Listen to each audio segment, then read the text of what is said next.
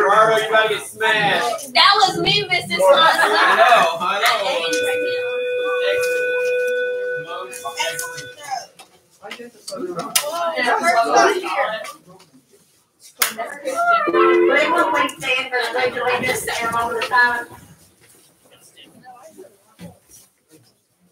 I pledge allegiance to the flag of the United States of America, and to the republic for which it stands, one nation, under God, indivisible, with liberty and justice for all.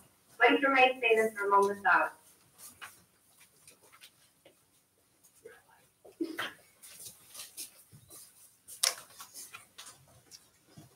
Everyone have a great day. Everyone have a great day. Hey, good morning. Welcome back. Do we remember how to do school? No. I barely do. Kurt, just a few. So something we like to do in my family, usually around the dinner table, I think I've said this in this class before, it's like a game called Peak or Pit, which means like your high point, your low point.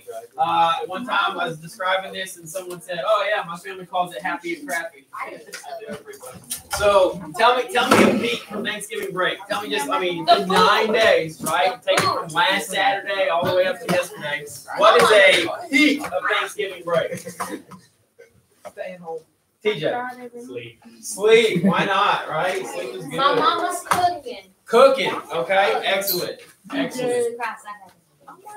AirPods and pop up and stay there. That's good. I need to walk this one back. So first of all, I thought you meant Coffee County. That's not what you meant.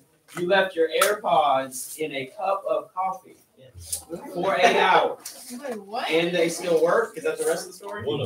One of them still works. How much battery did they have?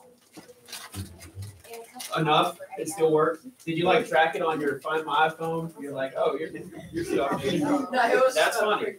That's pretty funny. That's pretty excellent. Anyone else? Yeah. Pete, high point? Okay, especially we took this hood to the car and we tied it to Is the it back. appropriate? No, we tied it to the back of the floor and we Gotta ask riding Christian around. I do that one time. Is the story over? Smallwood. Did we survive it? Okay. That's it. Good. Anyone No, else? it's just fun to ride it. It's good to talk about peaks. It's fun to talk about peaks. I know everyone's pit is that you weren't world history class. So we didn't talk about it. No, I got a new phone. New phone, like the iPhone 4. You up to the 4 now? iPhone 13. 13. Lucky number 13. I didn't even know they were up to a 13. How about it? Who else? Who else? Anyone else? I'll share ours. This takes it back like a whole week. It's not to say I didn't have any good points after that time, but we went to Georgia, Charleston Southern 2 games ago. We went to Between the Hedges between 2 weeks ago. Well, two Saturdays ago, and that was fun. My first time in Athens, and we touched the hedges and all that kind of stuff. So that was our peak. And I know everyone's pit was that you weren't in world history class. I can't speak for the rest of your classes, but I know your pit was that you weren't in world history class. Hey, so I have a couple of bonus points challenges. Kurt, you put this in my hands. This is your great grandpa. World War II. That's awesome. I saw Ray doing his. I'm driving. Well, we saw him at Dairy Queen. He's like, "This was once. I'm going to go do it right now." And I saw Ray and his dad step on over to the Veterans Park and looking at the stones. And Ray did very good etching, and Jordan also tried. So Jordan, thank you. So anyone else have the bonus points challenge? I appreciate y'all. I'll make it worth your time for sure. I didn't know how many I was going to get. So the 3 of you I got, I'm gonna give you my bonus points. Well done, and thank you for taking me up on your bonus points challenge. Got a lot to get to today. Okay, so like welcome back, and we had our little conversation, and we're ready to go, right? So handed a bunch of papers back to you. That was my pit of Thanksgiving break, was going through a whole stack of papers that I purposefully didn't get to before Thanksgiving break. I was like, I'm just going to save this whole fat stack of papers from all 3 of my classes for Thanksgiving break. So those have been handed back to you. Let me tell you what, your American Revolution notes really impressed me. And I definitely realized I didn't give you enough paper. Or I didn't, I only gave you the 1 sheet of paper for several days worth of class. So thank you for taking really good notes. And the reason I'm saying that now, everything you just got handed back, file it. Some of you are like keeping it like a placemat on your paper, on your desk. I don't know. Everything I just handed you back, be sure to file it, please, because it is notes. And it is something that you will need as we, especially I'm handing you stuff back for a test we're about to talk about. Like test, want. Yeah. When do we have our next test in this class? Friday. Not tomorrow. That'd be terrible. Friday. We have a test in this class on Friday. What? Why'd you say it like that? You said terrible. Terrible. I don't We're know. a mess. My girls are rubbing off on me. I'm like Oklahoma blended with Georgia in terms of an accent, and I really don't know. I don't know how that shakes out. All right, we got a test in here on Friday. Okay, it is your last unit test. I'm not even going to open the door to the final yet. I know some are exemptable, some are not. Blah, blah, blah. I'm not even opening the door to that one yet. This next test on Friday is Revolutions and the World at War. So here is something I'm telling you. What I just put in your hands was a study guide. Okay, and I see Kurt's previous study guide. I see it's highlighted. I see he's used it. I always give you advice on how to use the study guide. Now, your personal study habits are up to you. But generally speaking, I like to highlight things I know, leave it blank if I don't. And then as I cycle back through, like, that's blank, and I need to make sure I restudy that one, whether it's a flashcard or just going back into my notes, whatever. So highlighting or checking off or underlining or circling some type of interaction with the study guide is a really good way to make sure you're on track. I put this in your hands. I have decided that I typically have a 4-day cycle for World War II. Okay. 4 days takes us to Thursday, and then we'll test on Friday. I consider doing a 3-day cycle, having Thursday be full on review, Friday test. Now, here's what I decided. I decided that this honors class is going to get the 4-day cycle, and I'm trusting you to study on your own. Now, I'm trying to infuse a couple review questions, maybe in the hour, stuff like that. But we're going to do the 4-day cycle of World War II. It's good. It's worth it. Okay. I really didn't want to abbreviate it. We're just going to miss some important stuff. We have to abbreviate it from 4 days to 3 days. So we're doing the 4-day cycle on World War II, but what's in your hands is a really important starting point for your study. Okay. Take it all the way back to scientific American French revolutions, right? I know we've slept since then. Oh, I got it. Me too. We've slept since then, but that's why the study guide is in your hands right now. And we will be doing a 4-day cycle on World War II. It's fun. It's worth it. It's engaging. It's history that's closer to us, right? I don't know how energized you got from Mesopotamia, but this history is a whole lot closer to us. We have grandparents that have maybe interacted with World War II. You have family artifacts, uniforms, letters, journals, pictures, whatever. So this is the type of history that I do find students get a little bit more energized about, and that's why I didn't want to cut you short on any of the 4 days that we were going to do. Can you hand that to everybody? And then I'm putting today's notes page in front of you. You'll see the big title here in just a second, and I will make sure you know. So this is where I was setting it up. You guys did really well with the American Revolution. I'm giving you kind of the starting point of how to take notes on today's class. But man, some of you, if past history is any indicator, some of you took really good notes, and of course you are free to write down all the interesting stuff you see.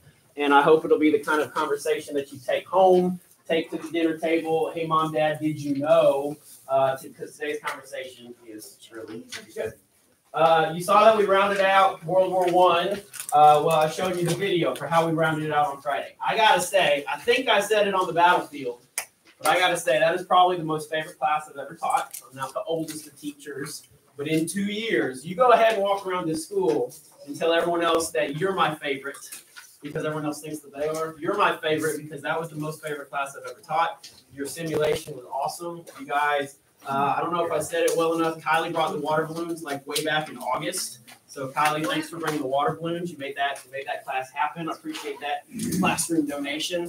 Water pistols, MREs, like it was fun, guys. Lily brokering the Christmas truce of 2021 with her soccer ball. It was like, what did I do? That was awesome. I didn't plan that. I didn't tell y'all how to make that happen. I just gave Lily a soccer ball. Really, I think it was volleyball. And y'all made it happen. That was pretty cool. So that was one of my favorite classes of all time. I hope that was a really good way to send you into the holiday break. One thing that I just want to round out one thing as it relates to the World War I era before we dive into World War II. Coming off the end of World War I, just listen, just pay attention, just soak in. Coming off of World War I, the world entered a worldwide pandemic known as the Spanish flu. Sound familiar, or anything about their appearance here look familiar? Not all that different from the worldwide global pandemic that we have been calling COVID-19, novel coronavirus, whatever buzzwords you want to pick, right? This happened to the world in 1918. And here we find ourselves like 102 years later, right, starting in 2020, having something pretty similar. Now, a lot of words on the screen. This is just for me to help me know the story. The way that the Spanish flu broke out, much like COVID-19, kind of unknown origins. You can't pinpoint patient zero. You can't say exactly how this happened. The first reported case actually happened in Kansas, in the United States. Okay, Kansas, America. An American soldier in training for World War I was reported to have these flu-like symptoms, which turned out to be not just a regular flu, but the Spanish flu. So think about it. When that soldier interacts with other soldiers, much like we try to contain the spread of a virus, like we've all lived through recently, well, that soldier, he spread the virus. You got to think medicine wasn't quite the same as it was today, and testing wasn't all quite the same. So a lot of soldiers went overseas with the virus. Whereas we try to quarantine ourselves, right, to stop the spread and all that stuff. A lot of the way that this virus spread was kind of directly related to World War I. And now I say that the first reported case was in Kansas. That is not to say that's where the first case came from. We really don't know. It could have originated in Europe. The reason it's called the Spanish flu, that is not to say it started in Spain, but that is to say that Spain had more freedom of the press during World War I than other countries. So they reported about it more frequently than other countries because they were a neutral nation. They didn't get quite as involved as other countries. So they reported this flu, and that turns it into the Spanish flu. They actually got chippy. They actually didn't appreciate that it got called the Spanish flu because it kind of gave them blame, much like President Trump started to call it the China virus, right? Trying to give that blame to China. The Spanish didn't appreciate it being called the Spanish flu because it kind of gave them a whole bunch of blame. All this to say, here's a big takeaway. This thing spread around the world because of World War I. All the trench warfare stuff that we just talked about. I mean, trench foot is one thing, but now imagine these guys coughing on each other, just spreading sneezes and coughs and, spittle, just like we had just like the reason we wear a face mask was to not spread all that stuff. Well, these guys would spread this in the trenches. Furthermore, when the war ended and they went home, what did they take with them? The flu, yeah, the symptoms of the virus, whether dormant or not, they took the flu with them. So that's how the Spanish flu spread all around the world, much like we've experienced today. Okay, this is just a little side fact, right? I'm just trying to round out World War I before we dive into Pearl Harbor. Much like we experienced today, all around the world there were quarantines, there were school closures, there were regulations against being in public. Against spitting on the sidewalk. Did you know you could go to jail if you spit on the sidewalk? And very similar to what we've experienced for 2 years, a lot of areas required you to wear a mask. So whatever you think about masks and mask mandates, just know this. It's not brand new. It's not the first time this has ever happened. This is a poster trying to motivate people to wear masks, stamp out the Spanish influenza by wearing a mask. Is that very different from posters you've seen in the past 2 years? No. Not very different at all. Cover your nose, go over your chin. Maybe the type of the mask is a little different. The quality of the mask, and it's how medically and technology it is a little different. But they wanted to wear a mask, much like we are trying to tell people to wear masks today as well. Do you think they gathered in crowds? Yes. Well, initially, there was the quarantine attitude, okay? Close schools, stay at home. I'm not sure if they use the same phrasing, like stop the spread. But hey, just like we wanted to go back to football games, they wanted to get back to football games. You know where that's at? Georgia Tech. That's right. Atlanta, Georgia Tech. And guess what? Kind of cool. This family recreated the picture. Georgia Tech on top, 1918. Georgia Tech on bottom, 2020 or 21. I'm not sure which. So just like we wanted to get back to life and we're willing to wear a mask to do so, very similar. You guys think this is, I think a lot of people think this is the first time that mask mandates have ever happened. Guess what? Spanish flu, 1918. Football teams practicing in masks. I thought it was really weird when I saw baseball players in the batter's box with the mask kind of around their chin. Wow, they're playing professional sports with a little medical mask around their chin. Or basketball players taking warm-ups. Same thing. Happened in 1919. Happened again in 2020, 21. And that is just a little bit of a round off of what happened in World War I. The world, now the Spanish flu kind of tamped down in about 24 months, okay, 1920. Really ironic that that's kind of right at the 100-year mark of having another global pandemic. But the reason it rounds out World War I is because it was spread through soldiers in the trenches and returning home all around the world. That's how Spanish flu fits into World War I. All right, rounded that out. That's good. I want you to kick back, relax, and have yourself a little beach day. Do you have a beach day? Can you handle that? It's too cold. No, for real. Kick back, relax. It's too cold. Too cold? Well, Delaney, let yourself go there. Relax. Like, you know what? I gotta. Let's go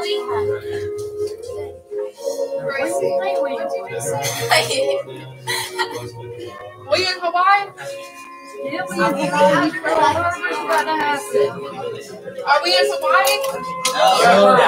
We're at the beaches in North. Yeah, we're at the beach. Hey, what SPF do you need to not burn? What SPF? 50. 50? 100? 80? Can you give me one that has 100% zinc for you? Colin, I believe that. Actually, I do. So, are we kick back? Are we relax? I hope so.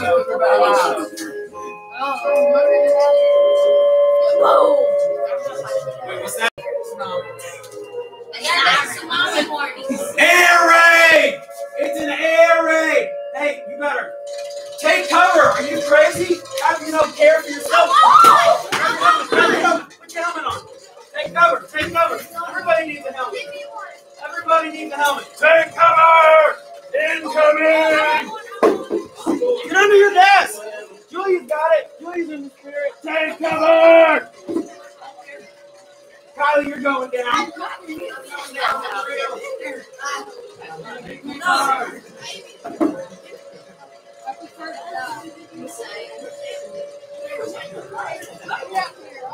Yeah, that's fine.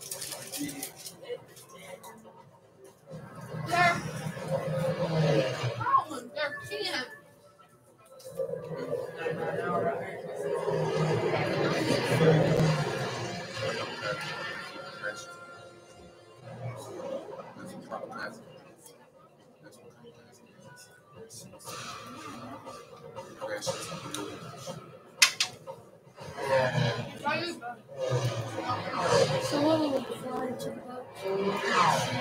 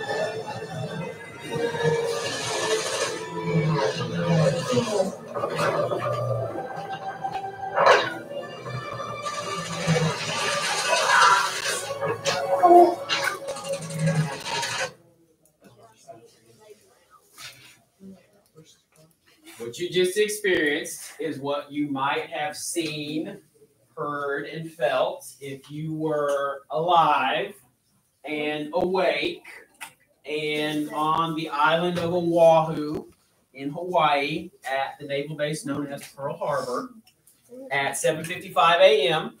on December 7th, 1941, which is known as a date which shall live in infamy. This is installment 2 of our series called Dates Which Shaped America, Days That Shaped America. What was the first one we talked about? World War I. No, first day that shaped America. We talked about it on the September day. 11th. Yeah, September 11th, 2001. We got to talk about it on, I think it's Friday, September 10th, before Saturday, September 11th. So today, it is not exactly December 7th. Every now and then, this class falls perfectly. December 7th is Tuesday of next week. But we're going to talk about the events surrounding what was at the time the largest sneak attack in world history. And of course, it was at Pearl Harbor. A lot of times we just simply know it as Pearl Harbor. So that's what we're talking about today. Now we're kicking off what is known as World War II.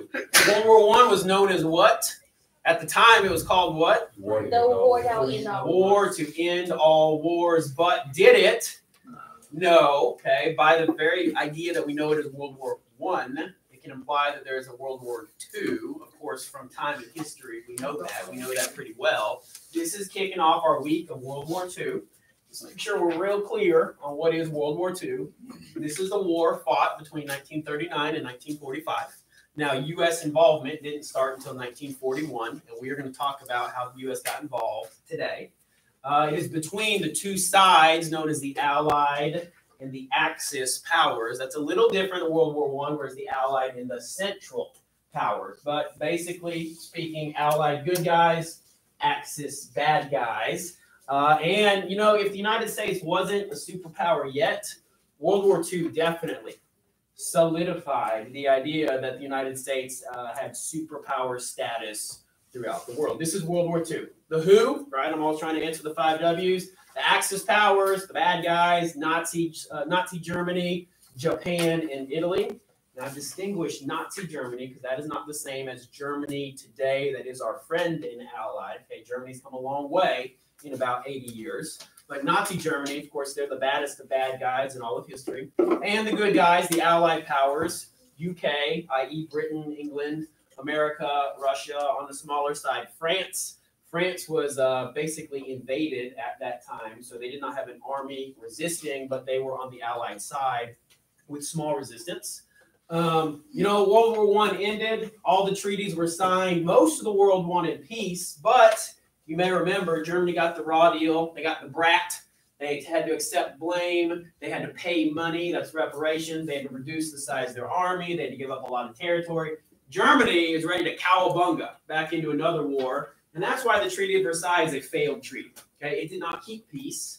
It, in fact, almost inspired a Second World War. Almost guaranteed there would be a Second World War based off of the terms that it gave to Germany.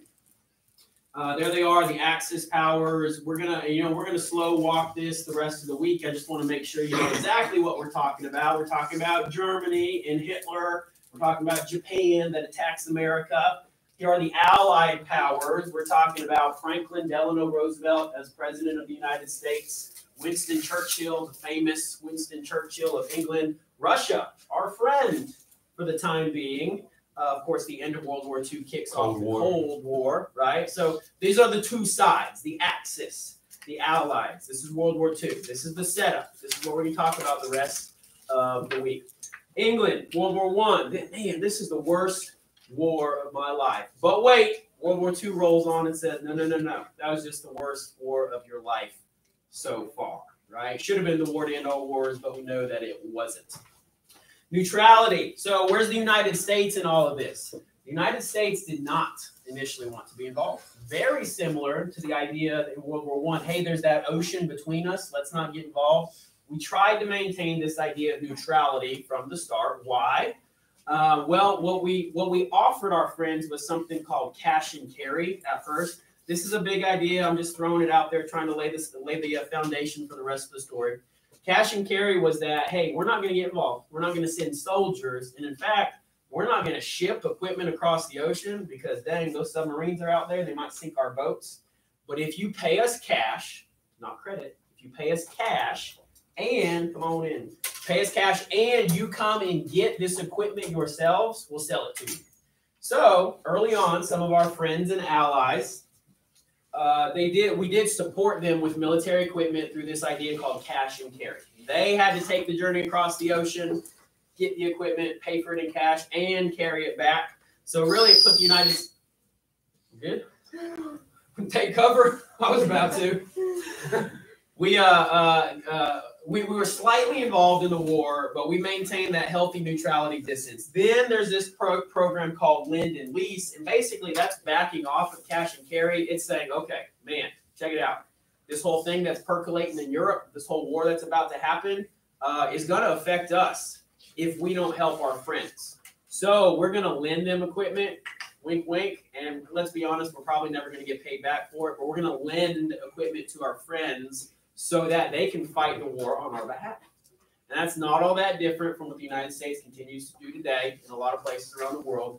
We hand out equipment, we hand out training to other armies so that we don't have to get fully involved.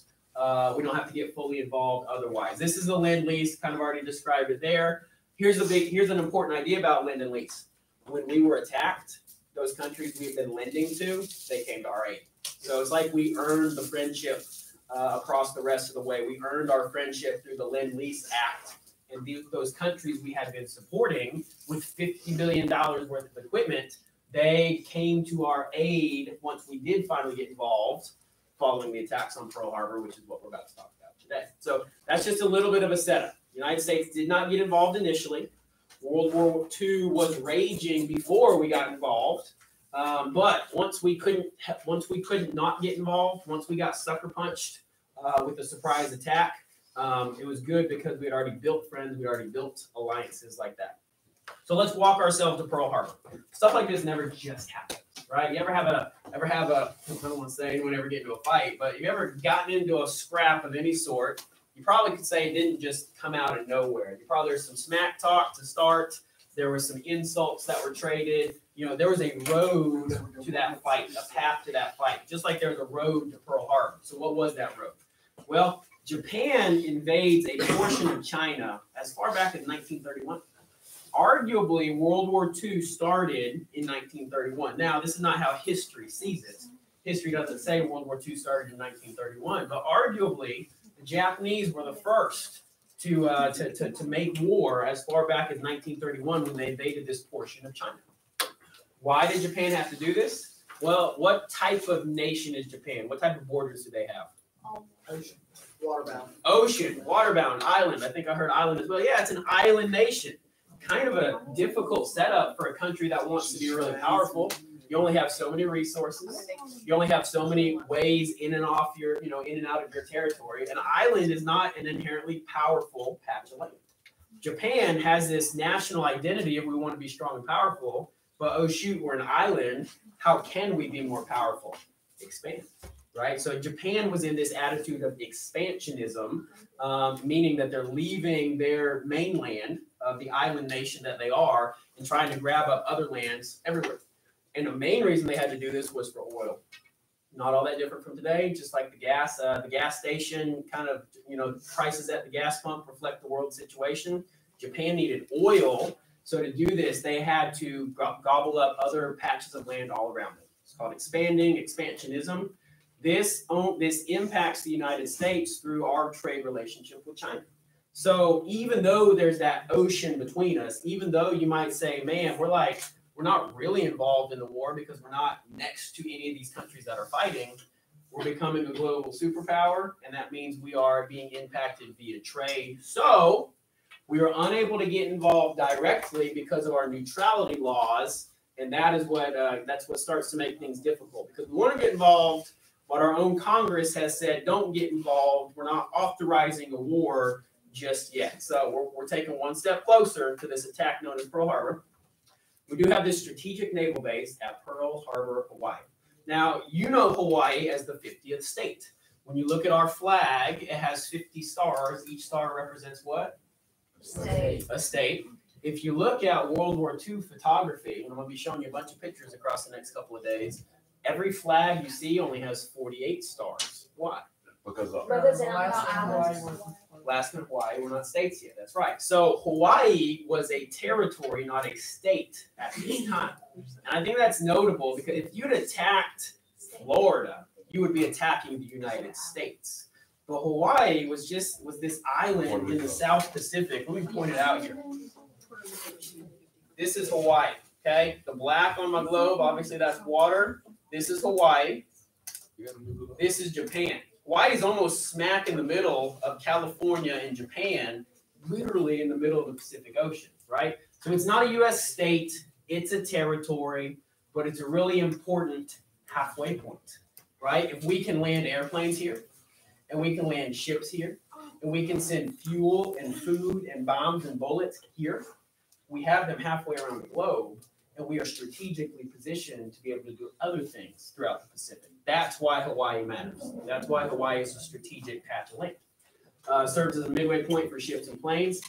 Also, an attack, because it was so far isolated from other things, other countries, other mainlands, an attack on Pearl Harbor was considered impractical. Oh, it'll never happen.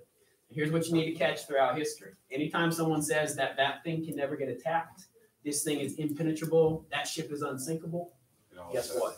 Yeah, nothing is impractical, and what you think is impossible to happen usually does happen because that attitude. Oh, it won't happen. Guess what? It does happen because that's the attitude you carry. Japan. The reason they attacked Pearl Harbor, they wanted to eliminate any challenge to their ideas in the Pacific. They wanted to be dominant. The Japanese diplomats, the Japanese government, they actually wanted to declare war on the United States and then attack. Because why? Why do you think? Because it's the right thing to do. Now, I think it's silly that there's rules in war, right? There's rules about how to kill each other as long as you are killing each other, but there's still rules about it. And I'm saying that as someone who's been to war. But the Japanese government, they wanted to declare war and then attack because they thought they would be perceived better in the international community. At least they followed the rules of war, right? They didn't do a sneak attack. Well, understandably, the military did not want that. They said, "Hey, don't show our cards. If we're gonna attack, let's do it as a surprise." In the end, the military did win out, and of course, we know that it was a surprise attack. I just think it's really interesting that the government wanted to declare war, let us know, "Hey, we're now at war with you, so expect an attack." But the military was like, "Bro, don't do that. Like, let's do a surprise attack." And then, of course, we'll be at war with each other. So kind of interesting, different perspectives, government versus military. This is the man who masterminded the attack at Pearl Harbor, Admiral Yamato. I'm not even going to try his first name. What's the logo I have there in the lower right? Harvard University, located where? Georgia. The United States. The United States, Boston, Massachusetts, but yeah, the United States. Why do I have a Harvard logo on this picture of the mastermind of the Pearl Harbor attack? That's where you went. He went aboard. How many times, pay attention to this in history, how many times have our enemies attended our universities? This man, Admiral Yamato, was educated at Harvard.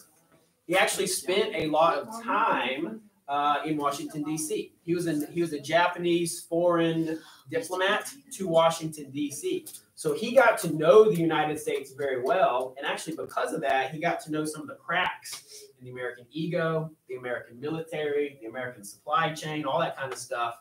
And he said, "I know exactly how to attack America." So that is his time in the United States was actually really significant to him being able to attack the United States.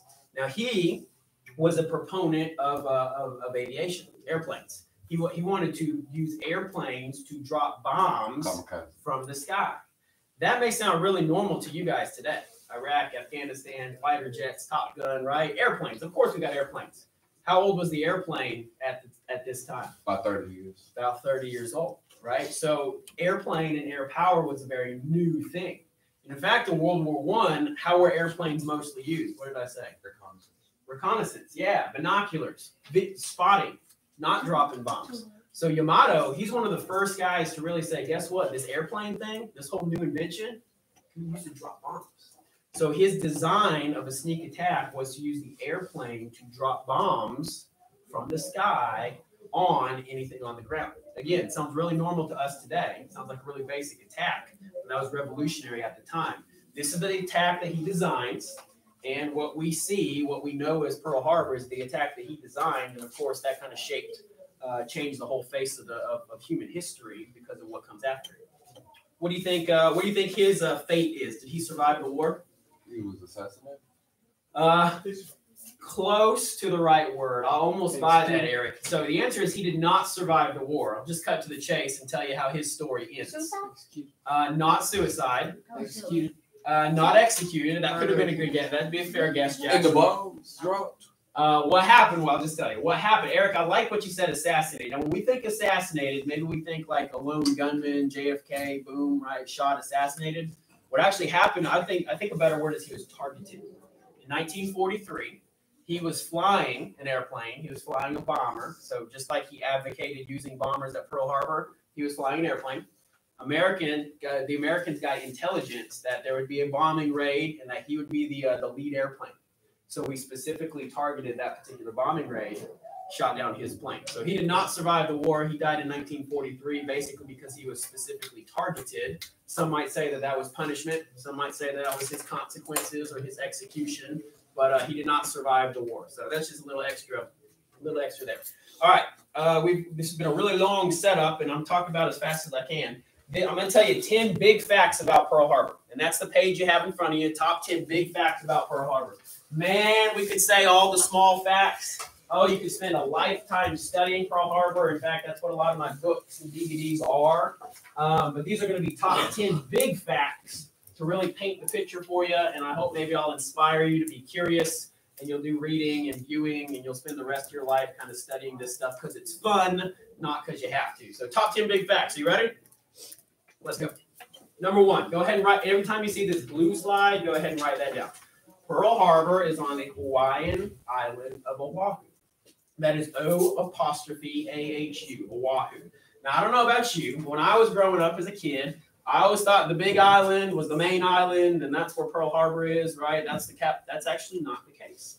This island, the fourth in the chain, this is the island of Oahu. This is where the capital city of Honolulu is. This is where the main airport is. This is where the main commerce is. And I'm going to show you a blow up here in just a second. The harbor is actually a little water inlet right on the southern tip of that island right there. The water goes inward, and that's what makes the harbor. So Oahu and Pearl Harbor, it's not the main island, the big island. It's actually this fourth island in the chain known as Oahu. It's important to know. That's the where, right? That's the geography. This is an awesome map. If you're a nerd like me, you can spend way too much analyzing this. This shows Japan and Hawaii. And how much space do you think is between the two? Take a guess. How much space do you think is between, what's the guess I got? 500 miles? 1,000? 2,000? 5,000. 7 inches. 4,000. About 3,000 miles. Right? So that mattered. Like on a map, maybe you can't tell. That's about 3,000 miles between these two things. And the lines you're looking at here, this is the Japanese aircraft carrier group. Okay, so a whole set of ships that ultimately launches the attack on Pearl Harbor. And it shows you how they moved from November 26th, November 30th, all the way up to December 7th, when they launched the attack. They got within 220 miles of Pearl Harbor. You had to get close in order to launch the airplanes with enough fuel that they weren't bogged down, they weren't too heavy, they could actually get off the aircraft carrier. They got within 220 miles of Pearl Harbor to launch the attack. It was said that no one would get within 750 miles of Pearl Harbor. The admiral in charge of Pearl Harbor, he told the president himself, now almost a lie. If you look back on it, you know, with hindsight, almost a lie. He said, Mr. President, no one will get within 700 miles of Pearl Harbor. We are as safe as can be out here. The Japanese carrier group got within 220 miles before they launched their attack. So just really interesting. It shows the progress. Now today, if Do you think this would happen today? No. Why? You see them coming. Technology, right? Technology's way different. Stuff in the sky, satellites, drones, aerial photography, space. The fact that we have conquered space at this point, this would not happen today. But it was possible at this time because radar, very new technology. Radar systems didn't always work right. That's why the Japanese carrier group was able to get so close to Pearl Harbor and attack on December 7th. Number 2, right? Here's another big one. Pearl Harbor was bombed on Sunday, December 7th, 1941. What is significant about the day of the week? What do you think? Sunday, they were resting. Yeah. So the video clip that we watched to start is about 8 minutes from the movie Pearl Harbor. The movie Pearl Harbor is wildly inaccurate, filled with a smarmy love story, and generally has a whole lot of, historical inaccuracies. But the couple of minutes I showed you is a pretty realistic depiction of what that attack was probably like. Now, some of the characters, were they identical to real people? Not exactly. But it showed a sleepy Sunday morning. Some sailors were on shore leave. Some sailors had stayed out the night before. Some sailors were just swabbing the deck at 7:55 a.m. because it's an easy Sunday. Do you think that Sunday was selected on purpose? Yeah. Yeah, it was. They selected the day of the week and the time of the day on purpose because they believed, the Japanese believed, that not many sailors would be active, would be awake, would be ready to man their battle stations, and that generally turned out to be true. The response was very slow because it was a sleepy Sunday morning. So Sunday, December 7th, 1941, President Roosevelt goes on to call that a date which will live in infamy. And I hope that this Tuesday, you will recognize December 7th, a date which will live in infamy. This is a primary source telegraph note from that day, and it says air raid on Pearl Harbor. This is not a drill. You can see that it comes from December 7th, 1941. Here's just another one. This is no drill. That actually becomes an iconic statement throughout the whole attack, because it'd be one thing to be training. Like, hey, air raid, this is just a drill. Okay, you go through the motions, you go through the steps, try to get to your battle station, make sure everything works. But when the words, this is no drill, started coming across the dispatches, everybody in Washington started waking up. Everybody around the world started waking up to the idea that there had been a large surprise attack at Pearl Harbor. Here is how the attack actually went down. So this is that island of Oahu. And like I said, you can see the inset here. This is actually what makes it strategic. The fact that the water went inland, this is what makes it a harbor. Okay, I don't know if anyone a boat family, anyone has a boat on a slip or something like that. A harbor is where the water is calmer. The water is less choppy. It's not just on the edge of the island. It's not where the shore, the waves are lapping up against the shoreline. The harbor is inland, and that would protect you from the ocean, protect you from if any naval ships were going to come, they'd have to, it'd be hard to see inland. That's what is strategic about Pearl Harbor, the harbor side of it. Well, here's how the attack went down. It happened in 2 waves. The first wave happens at 7:55 a.m., 183 aircraft, and it generally came from the north and hooked around the west side of the island. Now, Pearl Harbor is what we know to be the naval station, right? And the whole attack gets called Pearl Harbor. But that's not the only thing that was attacked. Yes, Battleship Row and many ships were sunk inside the harbor, but they also attacked, this is an Army airfield called Wheeler. This is an Army airfield called Hickam. And there was a lot of U.S. aircraft and people at both of those locations as well. So if you're reading the key here, you can see that there's high-level bombers, there's dive bombers, and then there's the Zero aircraft, is that famous fighter jet type aircraft, with the machine guns. So it wasn't just the same type of aircraft. There's actually a mix of aircraft, kind of like golf clubs in a golf bag, right? You don't drive with that. You don't drive on every hit. You don't putt on every stroke, right? You have different aircraft for different reasons. First wave, 7:55 a.m., and generally comes over the west side of the island. Second wave, about an hour later, comes from the north, but would it have been smart to go the exact same direction? No. An hour later, even though they're bruised and battered, at least the sailors are awake and maybe they're ready for you. So what do? Pretty smart thing. They go the opposite way. They come from the east.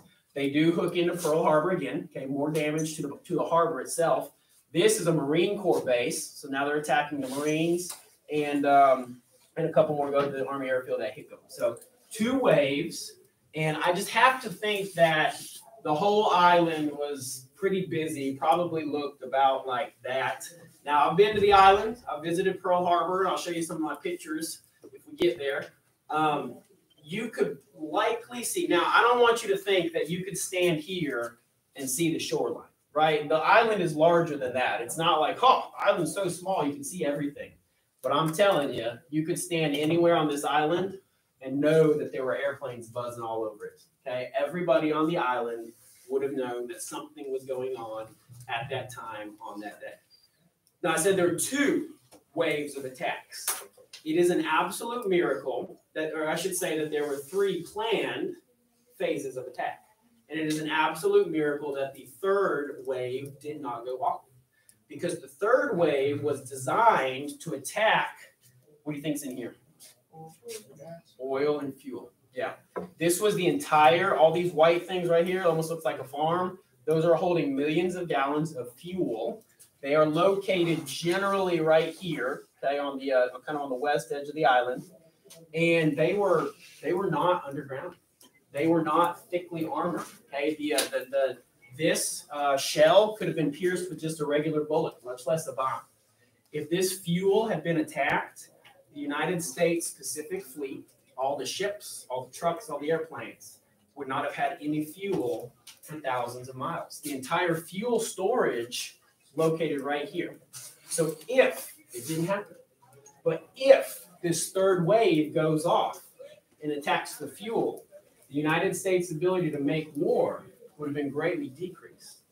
Many people say it's a miracle, and if you want to get spiritual about it, a lot of people say it might have been from God, that the Japanese decided to call off their 3rd wave and not attack the fuel cells. And because they didn't do that, the recovery time of Pearl Harbor was much less. We were able to get our ships back into action. We were able to get our aircraft back into action. Whereas if the fuel had been destroyed, we would not have been able to do that. So interesting little side fact that there were 2 waves. They were destructive, but there were not 3. There were not 3 waves, and that's kind of a miracle. This is the aircraft that got used for most of the attack. This is the Zero fighter.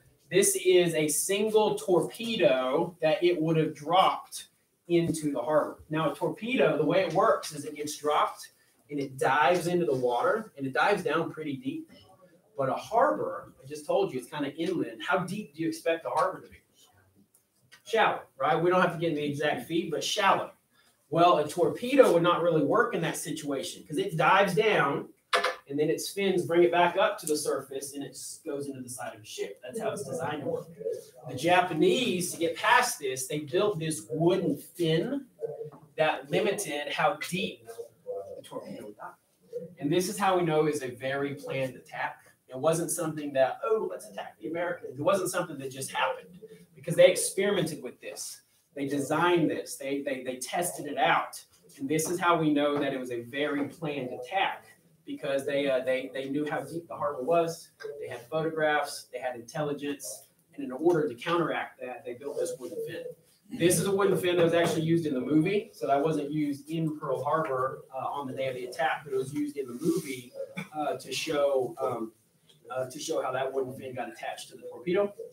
And we will pause there. We can go to the rest.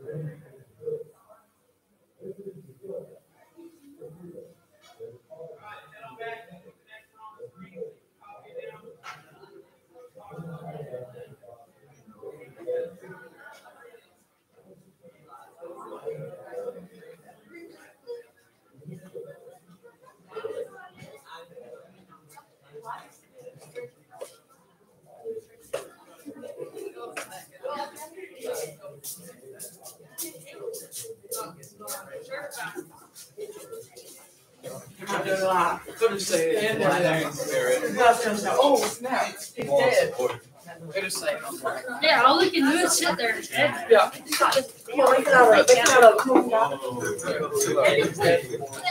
Technically, I don't even think it's supposed to be. He never did.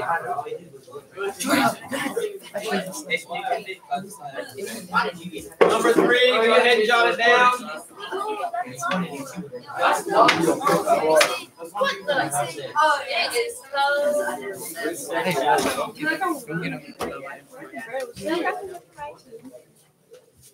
All right, my friend. I know I'm talking a lot. I hope it's interesting. Lily told me it was, so I'm gonna believe that. I'm real passionate about this topic. It's real interesting to me, and I hope I'm bringing it alive for you as well. So number 3, gonna go faster for these next couple.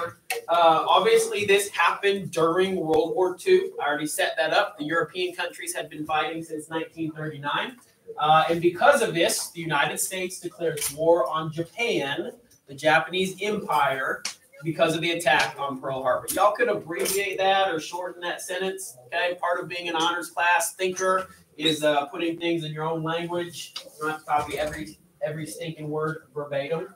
But this is what draws the United States officially into the war. I already described how we've been helping with supplies, which is not the same as being involved in the war. This is going to change everything. Ironically, that Japanese were intending to knock the United States out of the war before they even entered the war. They said, we're going to deal them a blow that's going to break their back, and they're never going to even get involved in the war. We're going to have free reign throughout the Pacific, and the Japanese kind of had a side agreement with Germany. That means Germany's going to be able to sweep through Europe. We're going to knock the United States out with one attack. Of course, that is not what happened. And when it appeared that the attack was less successful than the Japanese thought it might be, Japanese admiral, he famously says, I fear that we have awakened a sleeping dragon. And of course, that is what happened. The United States, in its full military might, enters the war, and that changes everything across the course of human history. So number 3 leads us into war. Here are a couple of primary source newspapers from that day. I think this one's super interesting. 104 died in a Hawaii raid. Over 2,000 people died on that day, but early reporting, the best they show is that 100 plus people died. So just goes to show that you can't text things around the world instantly back then the way that you can now, and some of that early reporting was kind of flawed. This leads President Roosevelt to actually officially ask for a declaration of war. Interesting side fact, this is the last declared war that the United States has been in. But think about military conflicts we've had since then. Korea, Vietnam, Grenada, Iraq, twice, Afghanistan. None of those are wars. None of those have been declared wars. World War II is the last declared war, a war officially declared by Congress. This is President Roosevelt giving his famous date which will live in infamy speech. We are going to talk about this a little bit more on Tuesday, December 7th, so I'll save some of my facts for that particular day. This is his original first draft. Now, you got to think, a president has a speech writer, probably some younger college graduate, right, who just writes the speeches. President, of course, he gets to change whatever words he wants to change. This is his original first draft. Obviously, there's some scratch outs. That's his own personal handwriting. He changes some really key words, and my eyes are always drawn to exactly this word right here. December 7th, a date which will live in, originally, what does it say? World history. World history. He changes it to the super iconic phrase, infamy. Which word do you think lands a little bit more powerfully? Infamy. A date which will live in world history, a date which will live in infamy. I think that's why he's the president, right? That's why the speechwriter is a speechwriter. We don't even know his name. That's why the president, who knows the power of the moment, who knows the right word to choose, that's why the president gets to be the president.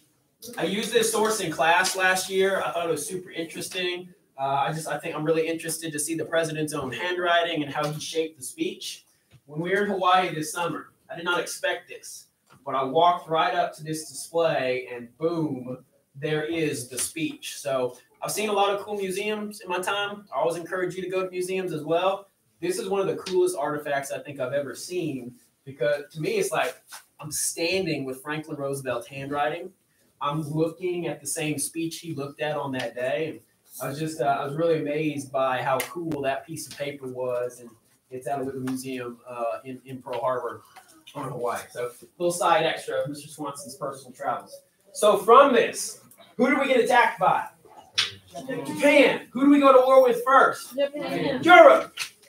From this, the United States is drawn into the alliance, and these countries, UK, France, Russia, we agree to a Europe first strategy.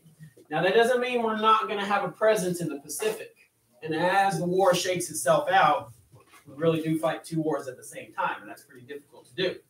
But the original idea is a Europe first strategy. The idea is these four countries, okay, this super team, we're going to go knock out Hitler in Europe and then turn our attention to Japan. So it's interesting to think that we got sucker punched by Japan, but we're going to go actively fight in Europe first. Now, like I said, as it really shakes out, we do kind of fight two wars at the same time, but the idea was to go fight in Europe first.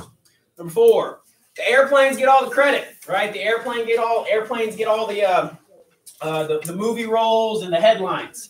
But did you know the Japanese Empire used not only planes in the attack, but also 2-man miniature submarines. They're actually called, don't laugh, they're actually called midget subs. They're referred to as midget submarines. Because why are you laughing, Colin? You remind Why are me you of laughing? someone. Because they're only made for 2 people. They were very tiny, very cramped. They are not what you would think of as a massive nuclear submarine, or, I've already showed you some pictures of different U-boats. These were midget subs. They were designed to sneak into the harbor, and that what they were supposed to do did not work out this way. But what they were supposed to do was to attack the ships before the airplanes even got there. Now, you would be correct if you thought, what if one of them got caught? What if one of them got compromised? Wouldn't the whole attack be compromised? The Air Force, or I should say the Navy, the aircraft, they didn't like the idea of the submarines. They did not want the submarines going in first and maybe blowing their cover. That's actually exactly what happened, except for the Americans did not relay the message back to their headquarters fast enough. On the morning of December 7th, 1941, one of these submarines is spotted at about 6 a.m. Spotted by a boat that is a little bit farther out from the harbor. They're like, yo, submarine, enemy submarine. They actually fire at it and they sink it. And this is one of those submarines washed up on shore. They radio back to their headquarters. They think they're doing the right thing. Hey, guys, we just sunk an enemy submarine. You guys might want to be on guard. Unfortunately, that message never made it to the rest of the sailors, never made it to the rest of the ships. So what could have been warning by an hour, right? And think about it, every minute matters. What could have been an hour's worth of a warning turned into nothing because that message did not get relayed. This is one of those miniature submarines washed up on the shore. There were 5 of these mini subs. That means there were 10 people involved, right? 2 men each. 9 of them died on that day. 1 man washed up on shore alive, and you know what he was supposed to do? Kill himself, right? Because the Japanese had this sense of honor that it is more noble to die in battle than it is to be taken prisoner. But you know what he didn't do? Kill himself. And he becomes prisoner of war number 1. POW number 1, it's this man right here. I've not read this book, but he has written his own account. I think that's pretty fascinating. And he becomes prisoner of war number 1 in the war. And guess what? How do TJ, I'll get you to say, how do you think his family was received back in Japan? Dishonor. Yeah. Not, hey, your son is still alive and we're going to try to get him back. But it was, wow, dishonor to you and your family because your son got captured. Isn't that interesting? That's not our cultural value. That's not how we think about war. And that is actually what made the Japanese such a powerful foe, is they were willing to die before they were willing to surrender every single time. TJ. I was just going to say that what you were talking about, the ritual of them not being captured rather than killing themselves, seppuku. That's right. There's a ritual suicide, and it kind of originates with the samurai culture. And many Japanese warriors across different times and eras, all the way up to World War II, were unwilling to surrender in battle. They would rather kill themselves or die trying versus surrender. This is one of those mini subs. I think it's actually his sub. I think it's the sub that he washed up on, and it is in a museum in Huntsville, Texas. I've not seen it. I think it'd be fascinating to see it. And you can kind of tell how small it is. Like, I wish there was a person standing next to it so you can kind of see. But, I mean, I think if I'm 6 feet, I think I'd probably be like right about here, right? If I was standing next to this sub. So it's definitely on the small side. Would definitely be kind of cramped to be in. So just a little interesting extra fact. It wasn't just airplanes. It was also submarines. Here is fact number 5. Now, as you write this down, I would say you don't need to write USS every single time. The main targets of the attack at Pearl Harbor was called Battleship Row. And they were these battleships, the USS Arizona, California, Maryland, Nevada, Oklahoma, Tennessee, Utah, and West Virginia. They were all lined up, all in a row. You might think of the phrase ducks in a row. What kind of a target do you think these ships made? An easy one is the right answer. They were all lined up, ducks in a row, meaning that the airplanes did not have to scatter. They did not have to hunt down their targets. They just had to fly right to where these ships were parked, ducks in a row, and they could strafe and bomb all of them just right in order. And it led to 4 of them sinking: Arizona, Nevada, Utah, West Virginia, and Oklahoma. That's 5. 5 of them sinking. Some of them were raised, some of them were repaired, some of them were damaged beyond repair. But those 5 ships were the main casualties of that day. I'm going to talk about each of them here in just a second. Main targets was U.S. Battleship Row, and you can jot down the name of those ships. Give me another second.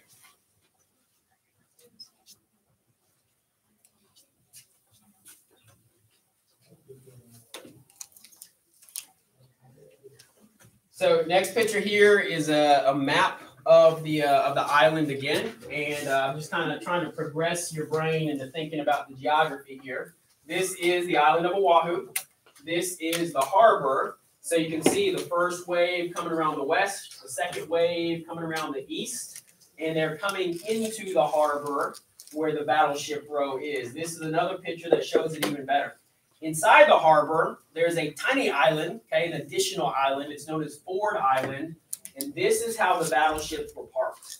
Several of them on one side, and then a few of them on the other side. Like, can you see how they're parked so closely together that they would make easy targets? This is my favorite picture. It's a little bit more, looks like Google Earth, right? So if you're the aircraft and you're coming in, and again, they came from different directions, you can pretty easily find your prey. find your target, just lined up, ducks in a row, right along the edge of Ford Island.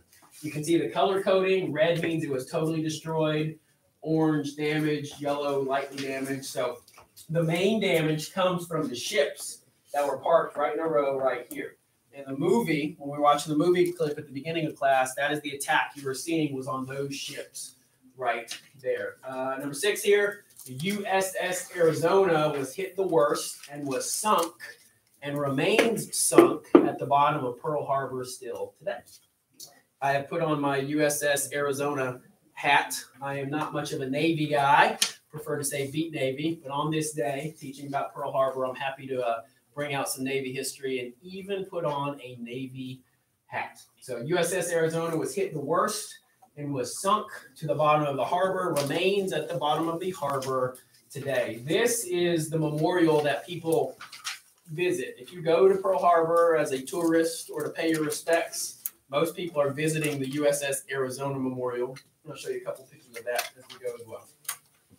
Here is a picture of the Arizona sinking. Very iconic photo. Sometimes it gets colorized, and I think the colorized version is really, it's harrowing, right? It's beautiful. I like the contrast, right? There's the flame, there's the smoke, there's the red, white, and blue of the American flag. On the USS Arizona, gotta click back to my words here, 1,177 sailors died from that ship on that day. Many of them trapped in compartments they could not escape from. Many of them still on the ship today. It is considered a national cemetery. It is considered an underwater cemetery.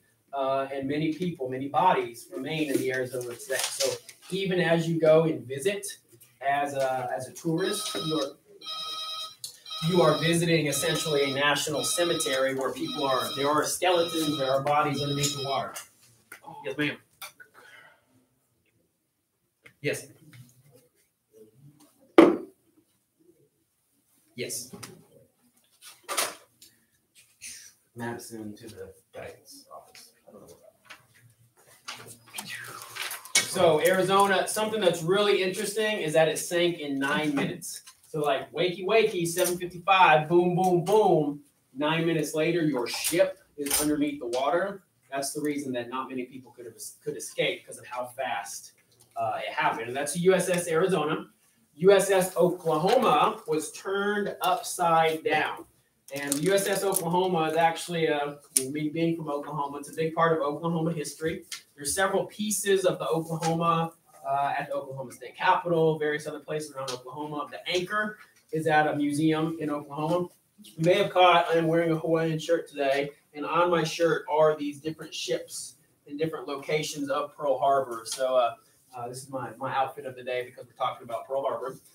In the movie, when you saw the ship start to turn upright, you saw guys sliding down the edge of it. That was the USS Oklahoma going upside down. And this is a photograph. You can tell that is the bottom of a ship. That's the USS Oklahoma being turned upside down.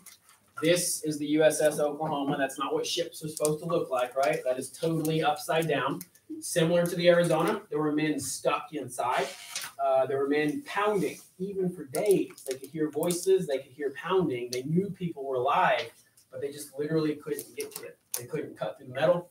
They couldn't blowtorch or weld. They couldn't get to the people. And eventually the pounding and the yelling and the voices stopped, and the people died from inside the ship. Really interesting infographic. I won't walk all the way through it, but the Oklahoma also sunk very rapidly. I think it sunk in 13 minutes.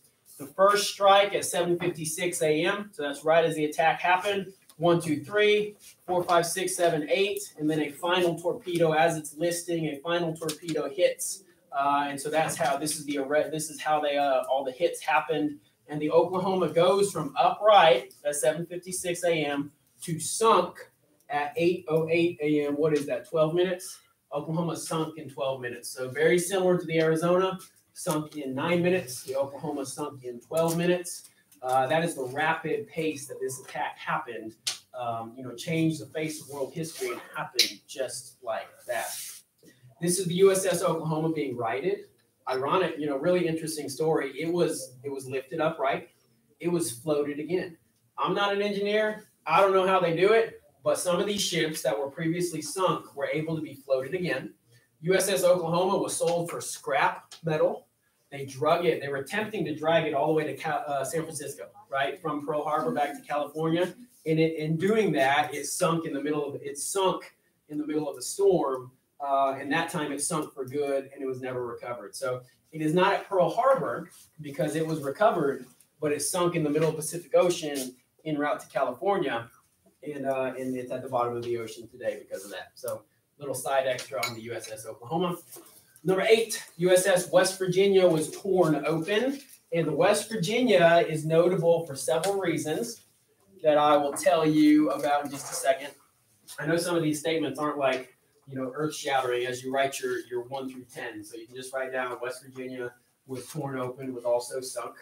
An amazing primary source photograph comes from the sinking of the Arizona. This was photographed by a Japanese pilot. Obviously, it's a point of view that not many people had on that day from the air.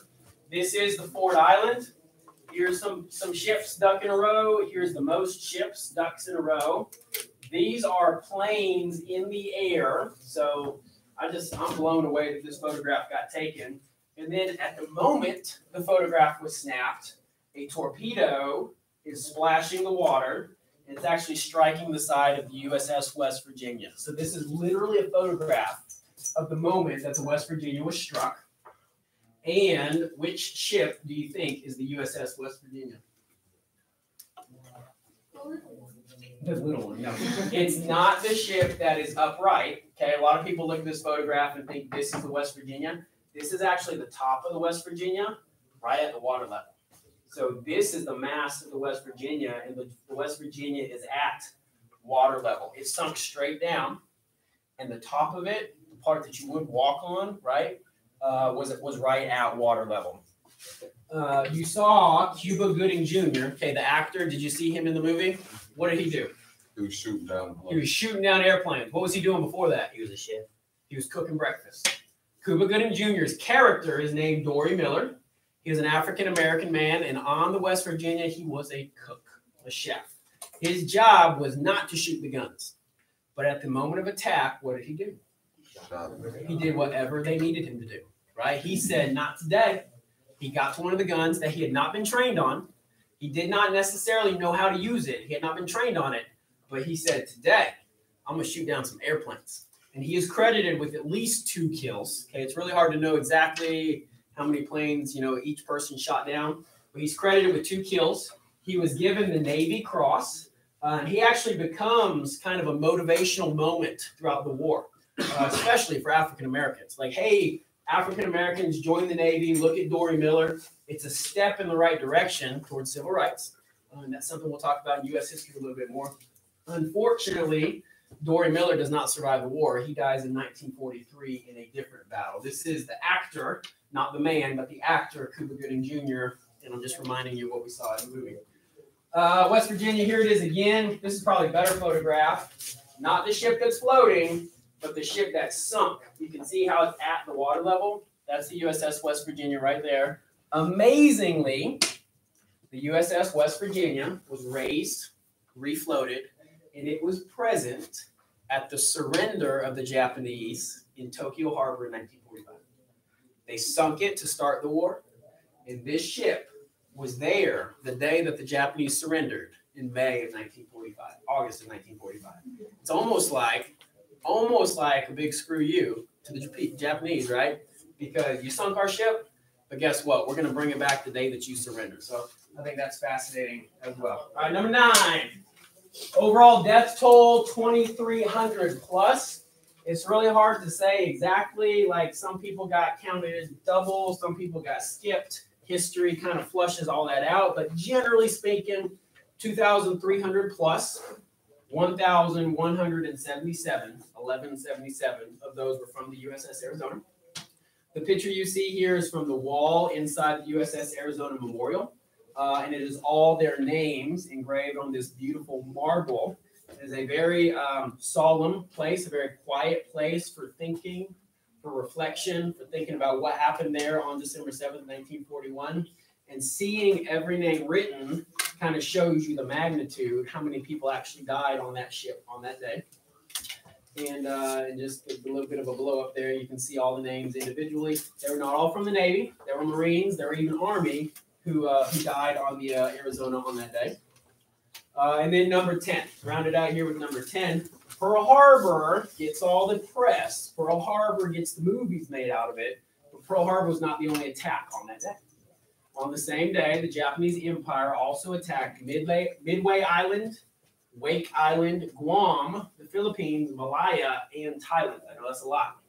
The Japanese had a very planned, very scheduled out attack plan. Pearl Harbor was only part of that. Now, Pearl Harbor is what directly affected the U.S. Navy. But Japan, they were making a play for dominance across the whole region on the same day. So a super coordinated attack. All the arrows, all the circles are what you can see as what Japan was attacking on that day.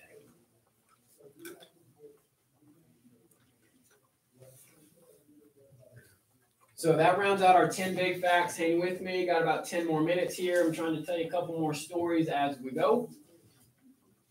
I will draw your attention to how all of this is written on your study guide. You should pay attention to the brief paragraph about Pearl Harbor. That kind of highlights the key information that if I were you, I would want to know before Friday. So pay attention to your study guide. Share a lot of information in class, and the study guide tries to hone it down. The guide tries to focus you in on the big information. Big old infographic. I'm not going to break this down, but you can grab a couple things. The overall attack force, 353 planes. Japan only lost 29 planes. The United States lost 200. See, like I said, the number's slightly different. 2,300 plus casualties. The Japanese only lost 64. So 2,300 to 64 deaths. Japan obviously won the battle, but of course they awakened the sleeping dragon, just like their admiral said, and we go off to have the rest of the war because of it. So really interesting infographic. I'll put that on Google Classroom. So today we know December 7th as Pearl Harbor Remembrance Day. It's not a federal holiday in the way that, federal businesses close down and people get a day off of work. But it is called a Day of Remembrance, a National Day of Remembrance, and it is next Tuesday. Now, while I have you in my class, we will always remember December 7th. But what I hope is that today's conversation, today's learning, you'll take that with you for the rest of your life, and you'll always remember December 7th as a date which will live in infamy. This kicks off, right? This starts our involvement in the war, but being that there's two sides to the war, two parts of the war, this is called the Pacific Theater. And if you're a movie person, this miniseries called The Pacific is about this part of the war. The Pacific obviously refers to the Pacific Ocean, and it's referring to the part of the war conducted against Japan and all of Eastern Asia. The opposite of this is the European theater. That's what we're going to talk about tomorrow. So the Pacific Theater, Pearl Harbor kicks off the Pacific Theater of the war. How do they fight the rest of the war? Okay, we talked about one big battle, but how do they fight the rest of the war? The strategy is called island hopping. Just like Japan is an island nation, the idea was that forces would hop. This is Pearl Harbor, for example, but they would hop from one island to the next. When they took over an island, they'd set up a base. They'd make an airstrip, okay, because air power is the dominant power. And from that island, they were prepared to do what? What do you think? Hop to the next. Okay. So this is where we get some of the really iconic battles, such as the Battle of Midway, the Battle of just hang on just a second. I know I'm flipping through the Battle of Guadalcanal, the Battle of Iwo Jima and Okinawa. What is really famous about Iwo Jima? Flag raising. Yes, the flag raising. This iconic photo of the Marines raising the U.S. flag, which has how many stars on it? 48 stars. This comes from the Battle of Okinawa. Excuse me, Iwo Jima. I got that wrong. The Battle of Iwo Jima. So this is all a part of that island hopping campaign. Your notes says, what was the turning point battle? Did you catch it? I know I blasted right past it. Midway. The Battle of Midway was the turning point battle of the war in the Pacific. And the reason I'm foot stomping on that right now is because that's a pretty significant part of U.S. history curriculum. So I'm leading you to the next step, which is, of course, the class will take next year. Battle of Midway is the turning point of the War in the Pacific. Super briefly, what happens at Midway? It's the island that is midway between Hawaii and Japan. Well, the Japanese are actually trying to draw the United States into a big battle. So they send all their forces to Midway. Little did they know, the United States was ready for that battle. We were ready for some punishment, some consequences for Pearl Harbor. And we, the United States, dominate the Japanese at Midway. We actually sink most of the ships that were involved in the attack on Pearl Harbor in the first place. So they tried to give us a crippling blow at Pearl Harbor. We actually gave them a crippling blow at the Battle of Midway. What else I got? Let me round it out here. All right, so my personal experiences, I've been able to visit Pearl Harbor twice. Once with the Army in 2008, and then once as family more on vacation this past summer. So I'm just going to show you a couple of pictures of my experiences at Pearl Harbor. I'm passionate about the topic because I've seen it, because I've been there, I've lived it, I've gone to the museums and such like that. So here's the Swansons at Pearl Harbor.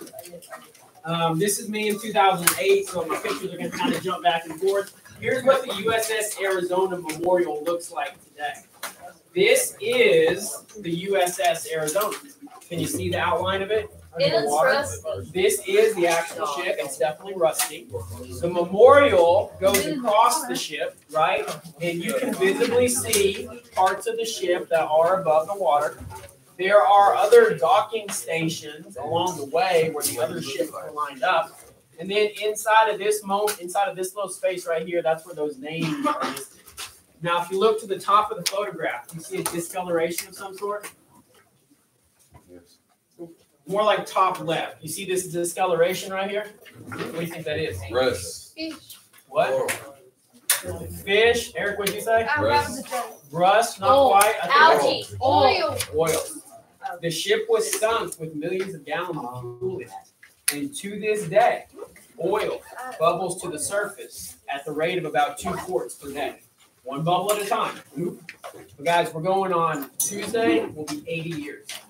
80 years of oil to the point that today, this oil will still go into the ocean at about 2 quarts per day.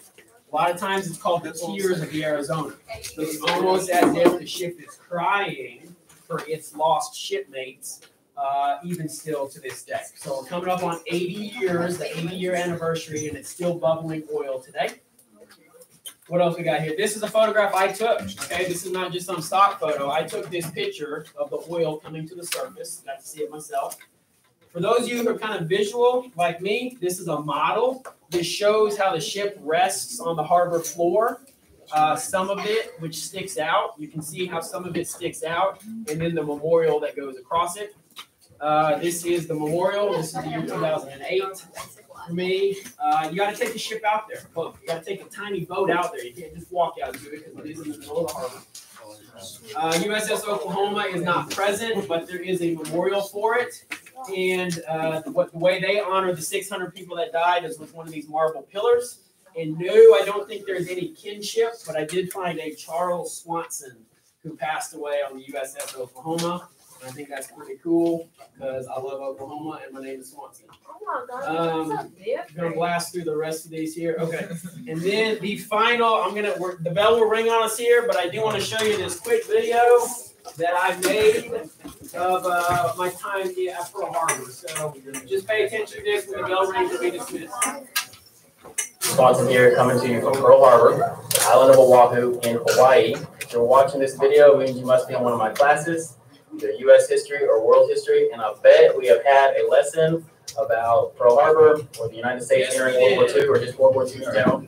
So since we just talked about many of these things in class, and I'm right here at Pearl Harbor where the war started for the United States on December 7th, 1941, I'm going to try to bring alive to you some of the things that we just talked about in class. So come on tour with me and let's look at Pearl Harbor.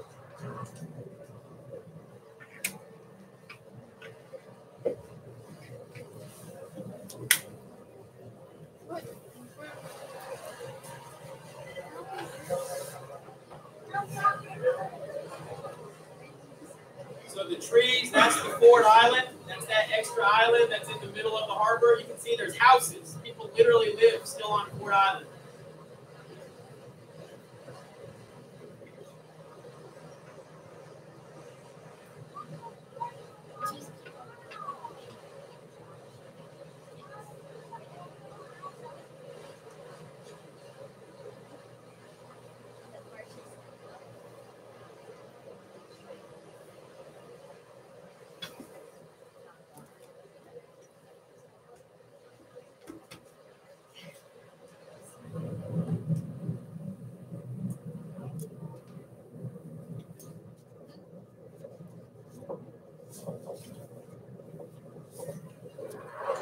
While you're here, it's a place for contemplation, reflection, and reverence. Take a look.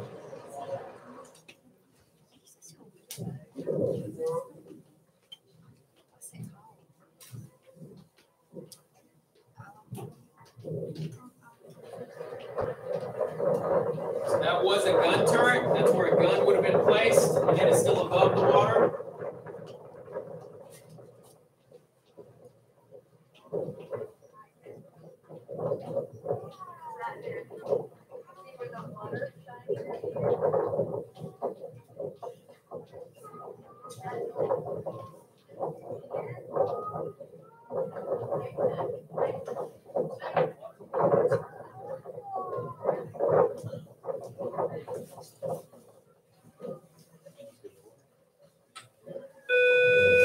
All right, guys. Hey, lots of talking. I hope you learned something.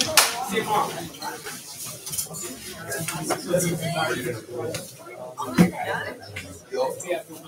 What'd you do, Copy and paste that like that.